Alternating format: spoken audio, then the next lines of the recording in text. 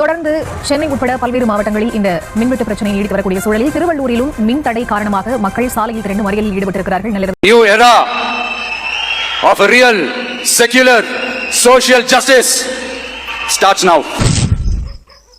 சரித்தே நல்ல சவனா கிளம்பி போ. தமிழ்நாடு ஃபுல்லா பல இடத்துல போராட்டம், காரணம் பவர் கட்டு. ஆக்சுவலா நிறைய இடத்துல பாத்தீங்கன்னா மின்வெட்டு வந்துகிட்டே இருக்கு, நைட்டு பகல்னு தொடர்ந்து வந்துகிட்டே இருக்கு. சென்னையில முக்காவாசி இடத்துல நேத்து நைட்டு வந்து போராட ஆரம்பிச்சிட்டாங்க. சோலி முடிச்சு. சோ இதுக்கு காரணம் டிவிகே தான் அப்படின்ற மாதிரி ஒரு சைட்லயும், இன்னொரு சைடுல இல்ல இது வந்து டிஎம்கேயோட சதி தான் அப்படின்ற மாதிரி டிவிகே சைட்லயும் சொல்லிட்டு இருக்காங்க. சோ அது என்ன மேட்டர் அப்படின்றத பார்க்க போறோம். அதே மாதிரி தமிழ்நாட்டுல கரண்ட் பிரச்சனைனா இந்தியா லெவல்ல காக்ரோச் பிரச்சனை இருக்கு அப்படின்ற மாதிரி சொல்லணும்.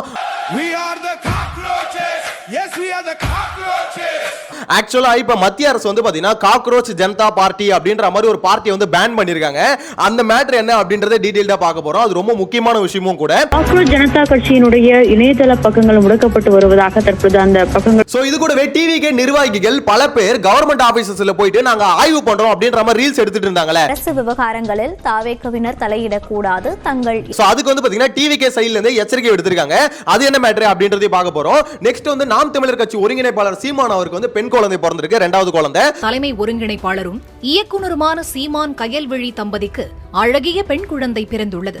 இந்த சோ இதுக்கு வந்து பாத்தீங்கன்னா நிறைய பேர் வாழ்த்து தெரிவிச்சிட்டு இருந்தாலும் சில பேர் வந்து கிரிட்டிசைஸ் பண்ணிட்டு இருக்கானுங்க. அது என்ன மேட்டர் அப்படின்றதையும் பார்க்க போறோம். சோ இது எல்லாத்தையும் டீடைலா பார்க்கலாம். சேனலை ஃபர்ஸ்ட் டைம் பாத்தீங்கன்னா சப்ஸ்கிரைப் பண்ணிட்டு வீடியோ லைக் பண்ணி வச்சுக்கோங்க. ஒன் பை ஒன்னா பார்த்தலாமா? ஃபர்ஸ்ட் ஆஃப் ஆல் தமிழ்நாடு ஃபுல்லா பவர் கட். அதாவது எதனால இந்த பவர் கட் வருது அப்படின்ற மாதிரி பார்க்கும்போது பாத்தீங்கன்னா அது வந்து பாத்தீங்கன்னா டெக்னிக்கல் ஃபெயிலியர் அப்படின்ற மாதிரி தான் சொல்றாங்க எல்லா இடத்துலயுமே. ஆனா இந்த பவர் கட் வரது மேட்டர் கிடையாது, நிறைய இடத்துல தொடர்ந்து வந்துகிட்டே இருக்கு. அது மட்டும் இல்லாம சரி பண்றதுக்கு எடுத்துக்கிற டைம் இருக்குல்ல, அது வந்து ரொம்ப அதிகமா இருக்கு.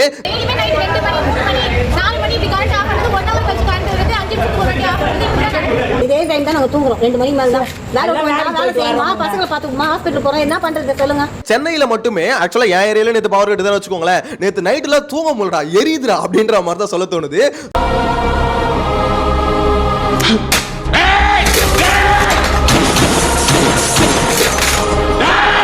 பார்க்கும்போது சென்னையில வந்து பாத்தீங்கன்னா பரவலா நிறைய இடத்துல வந்து பவர் கட் இருக்கு. அதே மாதிரி தமிழ்நாடு ஃபுல்லாவும் பாத்தீங்கன்னா பல டிஸ்ட்ரிக்ட்ல வந்து பவர் கட் இருக்கு. சோ இந்த பவர் கட்னால மக்கள் வந்து பாத்தீங்கன்னா வெயிலோட ஹீட் தாங்க முடியாம ஆல்ரெடி வெந்து போயிட்டு இருக்காங்க. சோ இதுக்கு நடுவுல வந்து இந்த மாதிரி பவர் கட்டும் வரதுனால இரிட்டேட் ஆகி எல்லாம் வந்து ரோட்ல வந்து போராட ஆரம்பிச்சிட்டாங்க. அதாவது இபி ஆபீஸ்க்கு டைரக்டா கிளம்பி போயிடுறாங்க. நைட் 1 மணிக்கு 2 மணிக்கு இது எல்லாமே நடந்துகிட்டு இருக்கு. என்னடா இது பவர் போகுது, அது வரதுக்கு 3 மணி நேரம் பவர் வர மாட்டுது, என்ன மேட்டர்னு போய் பார்க்கும்போது பாத்தீங்கன்னா ஸ்டாஃப்ஸ் இல்லன்றாங்க. நம்ம ரொம்ப நாளா இதான் சொல்லிட்டு இருக்கோம். தமிழ்நாடு இபில நிரப்பப்பட வேண்டிய பணியிடங்கள் மட்டுமே 60,000க்கு மேல இருக்குது. சோ அந்த அளவுக்கு பாத்தீங்கன்னா ஊழியர்கள் பற்றாக்குறை ஆல்ரெடி இருந்துட்டு இருக்க ஒரு துறை தான் பாத்தீங்கன்னா மின்சாரத்துறை. சோ இந்த மின்சாரத்துறை வந்து பாத்தீங்கன்னா ஆல்ரெடி மேன் பவர் ஷார்டேஜ்ல இருக்கு. சோ இப்போ போய் கேட்கும்போது பாத்தீங்கன்னா மேன் பவர் இல்லங்க, இவ்வளவு பெரிய ஏரியாக்கும் ஒரு இபி ஆபீஸ்ல 2 பேர் தாங்க இருக்காங்க அப்படின்ற மாதிரி பாத்தீங்கன்னா ஒவ்வொரு இபி ஆபீஸ்லயும் வந்து ரிப்ளை கொடுத்துட்டு இருக்காங்க. இதனால மக்கள் எல்லாமே பயங்கரமா இரிட்டேட் ஆயிருக்காங்க அப்படின்ற மாதிரி தான் சொல்லணும். யோசிச்சு பாருங்களேன், நைட் 1 மணிக்கு 2 மணிக்கு வந்து போராடுறாங்கன்னா எந்த அளவுக்கு எரிஞ்சா வந்து போராடுவாங்கன்னு மட்டும் யோசிச்சு பாருங்களேன். ஏன்னா அவ்வளவு சீக்கிரம் நம்ம ஆளுங்க வந்து போராட வர மாட்டாங்க. சோ எல்லாருக்குமே இது வந்து அஃபெக்ட் ஆவறாங்க. யோசிச்சு பாருங்க, வொர்க் ஃப்ரம் ஹோம்ல இருப்பாங்க, இந்த மாதிரி பலதரப்பட்ட வேலைகள். நைட்ல மட்டும் பவர் கட் வரலங்க, பகல்லையும் நடக்குது. ஆக்சுவலா பகல்ல கூட ஓரளவுக்கு சகிச்சுக்கிறாங்க, ஆனா நைட்ல வந்து மக்களால அக்செப்டே பண்ண முடியல. என்ன ஜோக் காட்றீங்களா? என்ன ரங்கா ஜோக் காட்றீங்களா? எல்லா இடத்துலயும் போய் போராட வேண்டியதா இருக்கு. சோ அந்த அளவுக்கு மின்சாரத்துறையில என்னதான் பிரச்சனை, இது வந்து தமிழக அரசு வந்து ஏன் இதை கண்டுக்க மாட்டுது அப்படின்ற ஒரு கேள்வி எல்லாரும் எழுப்பிக்கிட்டு இருக்காங்க. ஏன்னா மின்சாரத்துறை அமைச்சர் வந்து இது வரைக்கும் பாத்தீங்கன்னா அதை பத்தின விளக்கம் எதுவுமே கொடுக்கல.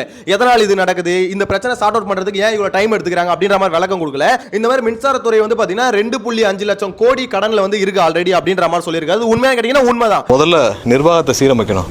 நிர்வாகத்தை சீரமைச்சிட்டு அதற்கப்புறம் வந்து தேவையான நடவடிக்கைகள் எடுக்கணும். மேன் பவர் ஷார்டேஜ் அங்க இருக்குது.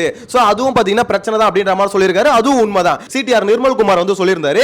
அதெல்லாம் உண்மையிலே சொல்றேன், அவர் வந்து இதெல்லாம் சரி பண்ணா ரொம்பவே நல்லது. ஏன்னா ஊழல் நடந்திருக்குன்னு சொல்றாரு. ஒரு டிரான்ஸ்ஃபார்மர் வந்து பாத்தீங்கன்னா 8 லட்சம் ரூபாய் தான், ஆனா 13 லட்சம் ரூபாய் கோட் பண்ணி இவங்க வாங்கியிருக்காங்க. சோ அதுல முறைகேடு நடந்திருக்கு அப்படின்ற மாதிரிலாம் சொல்லியிருந்தாரு. சூப்பர். ஆக்சுவலா அந்த மாதிரி தவறுகளை வந்து நீங்க திருத்தினா நல்ல விஷயம் தான். டிரான்ஸ்ஃபார்மர் இதுல என்ன இஷ்யூ, 8 லட்ச ரூபாய் மதிப்புள்ள 500 kVA டிரான்ஸ்ஃபார்மரை 13 லட்ச ரூபாய்க்கு இவங்க வந்து டெண்டர் கால் பண்ணிருக்காங்க. சோ அதெல்லாம் வாழ்த்துறோம், வரவேற்கிறோம். ஆனா பவர் வரல வரலங்க. இது ரொம்ப கடுப்பா இருக்குங்க. இந்த வெயில் டைம்ல ஆக்சுவலா இந்தியால வந்து பாத்தீங்கன்னா ஹீட் வேவ்ஸ் வந்துட்டு இருக்கு. துபாயில கூட இவ்வளவு வெயில் இல்ல. அந்த அளவுக்கு இந்தியால வந்து பாத்தீங்கன்னா அவ்வளவு வெயிலோட தாக்கம் வந்து ரொம்ப அதிகமா இருக்கு. சோ அப்படிப்பட்ட சிச்சுவேஷன்ல இந்த மாதிரி பவர் கட் வந்து நைட்லயும் பகலையும் தொடர்ந்து நடந்துகிட்டே இருந்தா இரிட்டேட் ஆகாதா? என்னங்க ஏங்க இப்படி பண்றீங்க அப்படின்ற மாதிரி தான் கேள்வி வந்து மக்கள் கேட்டுக்கிட்டு இருக்காங்க. கொந்தளிச்சு போயிருக்காங்க அப்படின்ற மாதிரி தான் சொல்லணும். கொந்தளிச்சு போராட்டத்துல இறங்குறாங்க. என்ன எழவி அது? சோ இதுக்கு வந்து இபி ஆபீஸ்ல போய் கேட்கும்போது அவங்க என்ன பதில் கொடுத்திருக்காங்கன்னா, மக்கள் போய் கேட்கும்போது எதனால இப்ப வந்து பவர் வரல, ஏங்க ஆட்கள் வந்து பற்றாக்குறையா இருக்காங்க, 2 பேர் தான் இருக்காங்க, போயிருக்காங்க சரி பண்றதுக்கு அப்படின்ற மாதிரி சொல்லிருக்காங்க. ஏன் 2 பேர் தான் இவ்வளவு பேர் ஆபீஸ்க்கு இருக்காங்களா அப்படின்ற கேள்வி கேட்கும்போது அந்த ஊழியர் என்ன சொல்லிருக்காரு, இது என்கிட்ட கேட்க கூடாது, போய் முதலமைச்சர்கிட்ட கேட்கணும் அப்படின்ற மாதிரி சொல்லிட்டு இருக்காரு. அந்த வீடியோ எடுத்து போட்டு பாத்தீங்களா இவனுங்க திமிர. ஆக்சுவலா இவனுங்க வந்து பாத்தீங்கன்னா திமுகவோட சதி திட்டம் தான் இது எல்லாமே, திமுக தான் இதை பண்ணுது அப்படின்ற மாதிரி டிவி கே சைடுல வந்து குற்றச்சாட்டு வச்சிட்டு இருக்காங்க. 2 பேர் இவ்வளவு பேர் ஏரியாவுக்கு 2 பேர் வச்சிருந்தா பத்துமா? அது என்னையா சொல்றீங்க?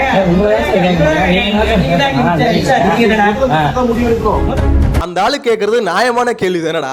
அந்த இடத்துல 2 பேர் தான் இருக்காங்க, ஏன் ஆள் இல்லைன்னு கேட்கும்போது தமிழ்நாடு கவர்மெண்ட் தான் போய் கேட்கணும். அவங்க தான் ஆளை வந்து ரெக்ரூட் பண்ணி உள்ள போடணும். சோ அது கவர்மெண்ட் போய் கேட்க வேண்டிய கேள்வி என்கிட்ட ஏன்டா வந்து கேட்கறேன்னு ரொம்ப தெளிவா கரெக்டா அந்த ஆளு கேட்கறான். அது வந்து பாத்தீங்கன்னா இல்ல அவன் வந்து தமிழக அரசுக்கு எதிராக பேசுறாங்கன்னா செயல்படுறாங்கன்னா அப்ப திமுக தான் சதி வேலைதா. அதாவது ஆட்சிக்கு வரதுக்கு முன்னாடி தான் எல்லாத்துக்கும் திமுக நீங்க ஆட்சிக்கு வந்ததுக்கு அப்புறமா என்னடா திமுக? உண்மையிலே அந்த ஸ்டாஃப்ஸ் எல்லாம் உங்க பேச்சை கேட்கல, மொத்தமா வேலையை விட்டு தூக்க வேண்டியதானே. சோ இங்க தற்காலிக பணியாளர்கள் இருக்காங்களா, அவங்கள தூக்கி நிரந்தர பணியாளர்களா மாத்த வேண்டியதானே. இதெல்லாம் பண்ண முடியும் தானே. ஆக்சுவலா இங்க பிரச்சனை என்னன்னா மேன் பவர் ஷார்டேஜ் அங்க இருக்குது. அதை விட்டுட்டு ஏதாவது எதுக்கு முட்டு கொடுக்கணும் விவசாயே இல்லாம ஏன்டா இவ்வளவு கேவலமா இறங்கி முட்டு கொடுக்குறீங்க அப்படின்ற மாதிரி சொல்ல தோணுது. என்னங்க எனக்கு ஒண்ணுமே புரியல. அதுதானப்பா எனக்கும் புரியல. ஆக்சுவலா இவங்களோட அந்த ஃபேக் ப்ரோபகண்டா இருக்குல்ல, அதுல இதுவும் ஒண்ணு. இந்த இடத்துல ஏன் பவர் கட் வருது, தொடர்ந்து பவர் கட் வந்துகிட்டே இருக்கு, போனா 2 ஹவர் 3 ஹவர் கழிச்சு தான் வருது அப்படின்ற மாதிரி மக்கள் கொந்தளிச்சு கேள்வி கேட்டா இது திமுகவோட சதி வேலைன்னு சொல்லி டைவர்ட் பண்ணி வருது. எவ்வளவு ஒரு பைத்தியக்காரத்தனம். பவர் யார்கிட்ட இருக்குது இங்க, அதிகாரம் யார்கிட்ட இருக்குது?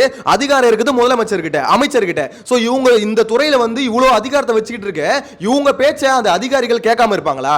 இந்த இடத்துல உண்மையிலே மேன் பவர் ஷார்டேஜ் இருக்குது. அதை விட்டுட்டு திமுக மேல பழி போறதை விட்டுட்டு உண்மையிலே மேன் பவர் வந்து ரெக்ரூட் பண்ணி உள்ள போடுங்க. நீங்க அதுல இருக்க ஊழலை தடுக்கிறது இதெல்லாம் நல்ல விஷயம் தான். அதெல்லாம் கொஞ்சம் லேட்டா கூட பண்ணிக்கோங்க பாஸ். ஆனா அதுக்கு இந்த மாதிரி பவர் கட்ட பண்ணிட்டு இருக்காதீங்க. அதுவும் மே மாசம் பீக்ல இருக்க வெயில், இந்த சமயத்துல இந்த மாதிரிலாம் பண்ணிட்டு இருந்தீங்கன்னா மக்கள்கிட்ட பயங்கரமா கெட்ட பேர் தான் வாங்கிட்டு இருப்பீங்க. யோசிச்சு பாருங்க, அவ்வளவு சீக்கிரம் நம்ம மக்கள் எல்லாம் போராட்டத்துக்கு ரோட்டுக்கு வந்துட மாட்டாங்க. அப்படி அவங்களே வந்து ரோட்டுக்கு வந்து போராடுறாங்கன்னா அப்ப என்ன அர்த்தம்? அந்த அளவுக்கு எல்லாம் கொந்தளிச்சு போயிருக்காங்க, போய் வெந்து போயிட்டு வந்துட்டு இருக்காங்க அப்படின்ற மாதிரி தான் சொல்ல தோணுது. சோ இதுக்கு வந்து இந்த பைத்தியக்காரத்தனமா தற்கொலை கூட்டம் மாதிரி வந்து முட்டு கொடுக்கிறது வந்து ரொம்ப ரொம்ப தப்பான விஷயம் அப்படின்ற மாதிரி தான் சொல்ல தோணுது. ஏன்னா மக்கள் அஃபெக்ட் ஆகிற ஒரு விஷயம், அதை அக்செப்ட் பண்ணணும். கவர்மெண்ட் ஃபர்ஸ்ட் அக்செப்ட் பண்ணணும். மக்களுக்கு அங்க ஒரு பிரச்சனை இருக்கு, மின்சாரத்துறையில ஒரு பிரச்சனை இருக்கு, அந்த பிரச்சனை எப்படி சரி பண்ணலாம் அப்படின்றத நோக்கி போகாம அதை டைவர்ட் பண்ணி விடுறது எந்த வகையில ஒரு அரசாங்கத்துக்கு நல்லது அப்படின்ற மாதிரியே தெரியல. அதெல்லாம் ஒரு பக்கம் இருக்கட்டும். எங்களோட ஒரே கேள்வி, கரண்ட் வருமா வராதா? தமிழ்நாடு முதலமைச்சர் திரு விஜய் அவர்களே, உங்ககிட்ட தான் இந்த கோரிக்கையை வைக்கிறோம். தயவு செஞ்சு ஆட்சிக்கு வந்ததுக்கு அப்புறம் அப்படியே ஒளிமயமா இருக்கும் அப்படின்ற மாதிரிலாம் சொன்னீங்க. ஆனா ஆட்சிக்கு வந்த உடனே இப்படி வந்து பாத்தீங்கன்னா இருண்டு போயிருக்கும் அப்படின்ற மாதிரி எதிர்பார்க்கல. New era of a real, secular, social justice starts now. சரித்தே நல்ல சவனா கிளம்பி போ. கொஞ்சம் ஏதாவது பார்த்து பண்ணுங்க. ஆக்சுவலா டிவிகேல வந்து பாத்தீங்கன்னா ஒரு பாசிட்டிவான விஷயத்தையும் நான் சொல்லணும்னு நினைக்கிறேன். என்னன்னு பாத்தீங்கன்னா அமைச்சர்கள்லாம் பதவி ஏத்தாங்க, காங்கிரஸ்க்கு 2 இடம் கொடுத்திருக்காங்க. அதெல்லாம் பாத்தீங்கன்னா ரொம்ப தமிழின துரோகம். அது ஒரு பக்கம் இருக்கட்டும். இருந்தாலும் இந்த மினிஸ்ட்ரியில வந்து பாத்தீங்கன்னா நிறைய யங்ஸ்டர்ஸ் வந்து இந்த வாட்டி உள்ள போயிருக்காங்க. அதை பார்க்கிறதுக்கு உண்மையிலே சூப்பரா இருந்துச்சு. பரவாயில்லப்பா, விஜயால ஒரு மாற்றம் நடந்திருக்கு அப்படின்னா அந்த அமைச்சரவையில வந்து நிறைய யங்ஸ்டர்ஸ் உள்ள போயிருக்கிறது. சோ அவங்க வந்து நல்ல எஃபெக்டிவா அந்தந்த துறையில வேலை செஞ்சாங்கன்னா மேபி தமிழ்நாடுக்கு ஒரு இம்ப்ரூவ்மெண்ட் வரதுக்கு வாய்ப்பு இருக்கு. எது வந்தாலும் வெயிட் பண்ணி தான் பார்க்கணும். பட் இது வந்து ரொம்பவே பாசிட்டிவான விஷயம் அப்படின்ற மாதிரி தான் சொல்ல தோணுது.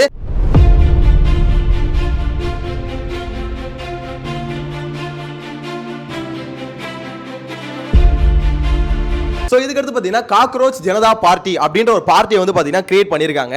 சோ அது கிரியேட் பண்ணதுக்கான காரணம் என்னன்னா, உச்சநீதிமன்ற நீதிபதி வந்து பாத்தீங்கன்னா இந்த வேலை இல்லாத யங்ஸ்டர்ஸ் எல்லாம் பாத்தீங்கன்னா கரப்பா மூச்சின்னு கிரிட்டிசைஸ் பண்ணிட்டாரு அப்படின்ற ஒரு கோவத்துல வந்து பாத்தீங்கன்னா இப்படி ஒரு கட்சி வந்து சோஷியல் மீடியால ஆரம்பிச்சாங்க.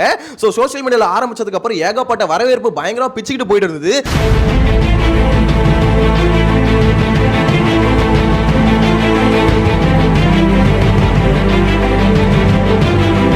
இன்ஸ்டாகிராம்ல கிட்டத்தட்ட 18 மில்லியன் ஃபாலோவர்ஸ் கிட்ட போயிட்டு இருந்தாங்க. ட்விட்டர்லயும் அடிச்சு நொறுக்கிட்டு போயிட்டு இருந்தாங்க. சோ நிறைய கட்சியில இருக்க பெரிய பெரிய கட்சியில இருக்க அந்த அரசியல்வாதிகளும் பாத்தீங்கன்னா இதுக்கு சப்போர்ட் தெரிவிச்சிருந்தாங்க. ஆமா, மக்களோட யங்ஸ்டர்ஸோட கோவம் தான் இந்த கட்சி அப்படின்ற மாதிரி எல்லாம் சொல்லிட்டு இருந்தாங்க. அதே மாதிரி அந்த கட்சி சில விஷயங்களும் சொல்லிட்டு இருந்தாங்க. அதாவது நீட்டுக்கு வந்து பாத்தீங்கன்னா பேப்பர் லீக் ஆச்சுல, இது பெரிய தப்பு, எஜுகேஷன் மினிஸ்டர் வந்து பாத்தீங்கன்னா ரிசைன் பண்ணணும் அப்படின்ற விஷயத்தையும் வச்சிருந்தாங்க.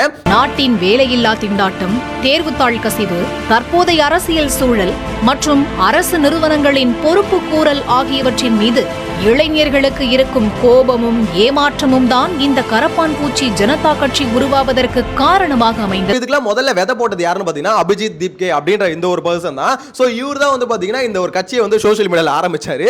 இதுக்கு வந்து யங்ஸ்டர்ஸ் கிட்ட இருந்து பயங்கரமான சப்போர்ட். ஜென்சி கிட்ஸ் வந்து பாத்தீங்கன்னா மொத்தம் அப்படியே குபுன்னு கூஞ்சிட்டாங்க. மொத்தமா மில்லியன் கணக்குல ஃபாலோவர்ஸ். ஒவ்வொரு ஸ்டேட்ல இருக்க பார்ட்டிஸே பாத்தீங்கன்னா மிரண்டு போறாங்க. பாரதிய ஜனதா கட்சி அந்த கட்சியோட ஃபாலோவர்ஸ் 8 மில்லியன் தான். இது வந்து பாத்தீங்கன்னா ஆரம்பிச்சு 4 நாள்லயே பாத்தீங்கன்னா 1 கோடிக்கு மேல ஃபாலோவர்ஸ் அடிச்சு தூக்கிட்டு போயிடுச்சு. சோ இத பார்த்த மத்திய அரசு என்ன பண்ணிருச்சுனா அது வந்து பேன் பண்ணிருச்சு. ஓகே, இதுல வந்து நிறைய கமெண்ட்ஸ் வந்து பாத்தீங்கன்னா சரியில்லை அப்படின்னு சொல்லிட்டு பாத்தீங்கன்னா பேன் பண்ணிட்டாங்க. சிஜேபி என்ற நையாண்டி இயக்கத்திற்கு மத்திய அரசு அதிரடியாக தடை விதித்திருக்கிறது. ட்விட்டர்ல எல்லாத்தையும் அடிச்சு தூக்கி விட்டாங்க. ஆனா உடலியே காக்ரோச் இஸ் பேக்டா அப்படின்ற மாதிரி பாத்தீங்கன்னா திருப்பி வந்து ஆரம்பிச்சிருக்காங்க. பார்க்கும்போது நிறைய கட்சி தலைவர்கள் என்ன சொல்லிட்டு இருக்காங்கன்னா இதெல்லாம் யங்ஸ்டர்ஸோட கோவத்தை தான் வெளியே காமிக்குது. மத்திய அரசு வந்து அந்த பேஜை முடக்கலாம், அதே மாதிரி பாத்தீங்கன்னா அவங்களோட குரலை வந்து நெரிக்கலாம், வேலை இல்லாம இருக்காங்க, அவங்களோட கோவம் தான் இது அப்படின்ற மாதிரி சொல்லிட்டு இருக்காங்க. சோ அந்த நீதிபதி வந்து ஒரே ஒரு வார்த்தை தான் சொன்னாரு, இந்த மாதிரி வேலை இல்லாத யங்ஸ்டர்ஸ்லாம் இருக்காங்க, இவங்க எல்லாம் கரப்பாம்பூச்சிங்க அப்படின்ற மாதிரி கிரிட்டிசைஸ் பண்ணியிருந்தாரு.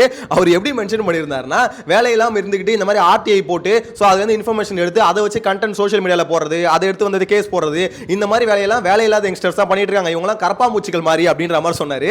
கரப்பாம்பூச்சியா வரண்டி வரேன் அப்படின்னு சொல்லிட்டு அதே பேர்ல ஒரு பார்ட்டி ஆரம்பிச்சு 4 நாள்ல இருக்கிற மத்த எல்லா பார்ட்டியும் இந்தியாவில் இருக்க எல்லா பார்ட்டியோட அதிகமான ஃபாலோவர்ஸை வந்து ஒரு பார்ட்டி கொண்டு வந்திருக்கு. அது மட்டும் இல்லாம இந்த பார்ட்டியை பார்த்து, அதாவது அந்த கட்சியோட அந்த பேஜை பார்த்து மத்திய அரசு பயப்படுது. மத்திய அரசு உண்மையிலே சொல்றேன் பயந்துருச்சு. பயந்து தான் பாத்தீங்கன்னா அது வந்து தடை பண்ணிருக்காங்க. We are the cockroaches. Yes, we are the cockroaches. Outside your courtrooms, on the streets, we're the conscience. Stomp us, spray us, sweep us out the door. We rise again, hungrier than before.